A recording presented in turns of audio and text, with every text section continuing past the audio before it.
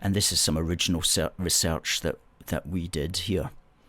And in 1979, we discovered that there were 1,563 primary applications for refugee status. 1,563.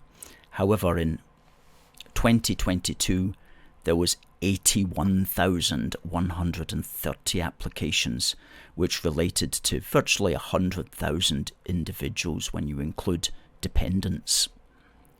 And so what that is saying is the 2022 figure is 52 times the 1979 figure.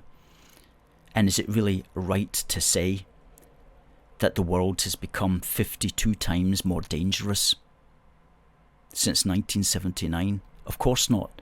1979 was a hugely dangerous decade worldwide. Wars everywhere, with the Cold Wars raging in Africa. So clearly, what's changed? And we list 5 reasons why asylum applications are 52 times what they were in 1979. And really at the top is the fact that in the 70s, the legal concept of human rights had not yet been weaponized politically.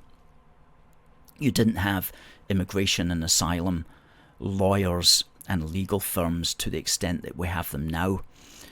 There was no immigration industry in the UK. There were very few charities and NGOs that had a vested financial and ideological interest in working to perpetuate the immigration and asylum market.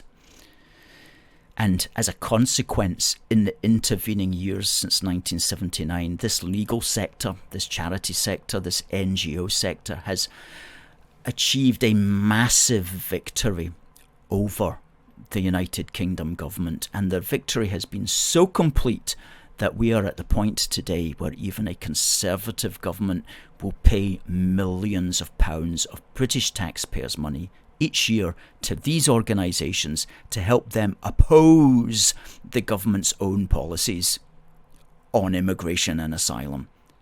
That's how great the victory has been for that sector over not just the British government, but over British democracy. And so the way out of that is to have a government that defunds that sector entirely, because it's ridiculous that, for example, charities that are lobbying against the Rwanda bill have been given £209 million of our money in the recent past. 265 so-called charities. That's a lot of our taxpayers' money in order to confound the democratic will of the British people. And the 4th and 5th reasons are actually not the main reasons, but they're certainly reasons.